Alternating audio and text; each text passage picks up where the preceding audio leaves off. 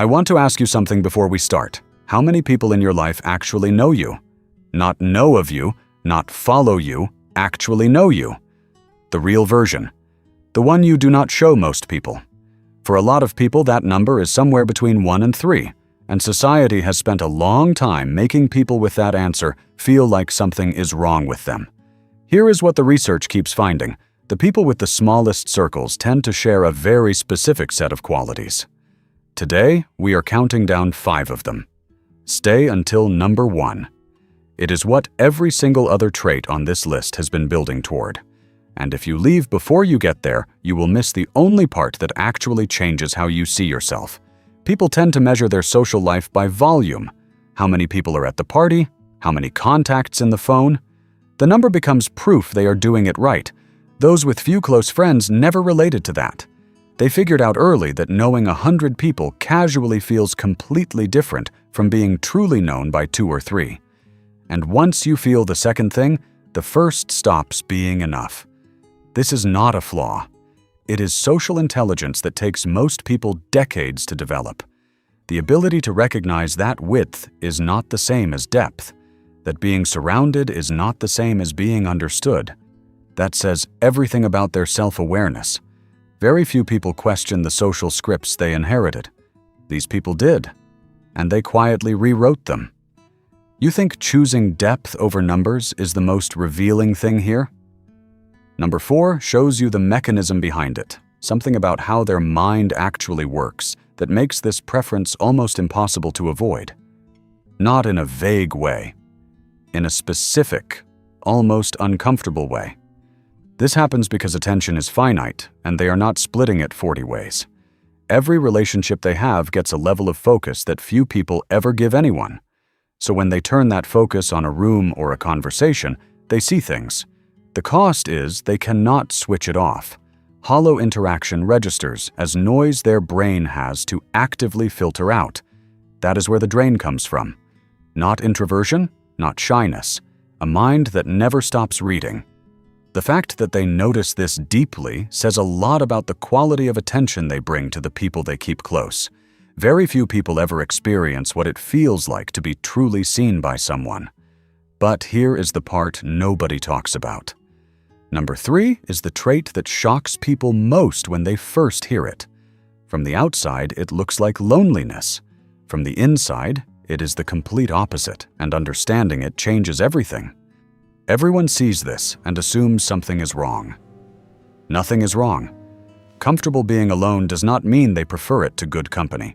It means they built a relationship with their own mind that does not require an audience. They can spend a full day by themselves and come back more restored than depleted. Not lonely. Restored. And that comfort reshapes how they move through the world. Because when you are not afraid of being alone, you are never desperate for company.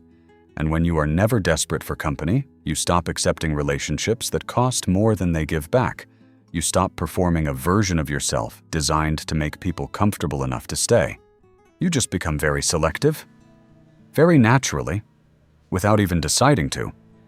Being comfortable alone proves a level of self-respect that almost nobody actually develops. Every person in their circle is there because they are genuinely wanted, not because they fill a silence. This trait did not appear from nowhere. Number 2 is where you find out exactly what created it, and what you are about to hear will explain why these people never hand their trust to just anyone. This is not a personality preference. It is a decision that got made somewhere in their past and has never fully been unmade. Most of them have a version of the same story. They trusted someone completely. Let that person into the real version of their life, the actual fears, the things they kept entirely to themselves. And somewhere along the way, that trust got mishandled. Not always dramatically, sometimes just quietly. The realization that someone they called close did not actually know them at all. And what comes out of that process when someone actually passes it is the most solid, honest, lasting version of friendship most people will never experience. The fact that they guard their trust this carefully says everything about how much they understand its value. Trust given too easily is not really trust. These people know the difference. Number 1 is not a trait, it is a result. Everything on this list leads to it. And once you hear it, you are going to understand something about a specific friendship in your life that you have never been able to name. Think about the most important friendship in your life, the one that has survived distance, different cities, different versions of who you both became. You probably never had a clear word for why that one lasted when so many others did not. This is why. Put all of that together, and the friendships last because they were never built on circumstance. They were chosen, earned, treated like the rare thing they actually are. That person in your life who knew you at depth, who showed up in a way nobody else did, almost certainly had a very small circle. If you have been watching this and recognizing yourself in every trait, I want you to hear this. You are not behind. You are not failing at being social. You just always knew that one real thing was worth more than 100 convenient ones. And you were right. The fact that your friendships last longer than most says everything about you. Not just how you choose people, but how you show up for them once you do. So here is my question. Which one of these 5 traits described you so accurately it made you stop for a moment? Was it number 4, realizing that what people called quiet in you was actually your mind working harder than everyone else in the room? Or was it number 2, recognizing that the way you move slowly with people is not a flaw, but a decision you made after learning the hard way? What happens when you do not? Drop it in the comments right now. Tell me which number hit you hardest. And if someone came to mind during this, someone in your small circle who shows every single one of these traits, send this to them tonight. Not tomorrow. Tonight.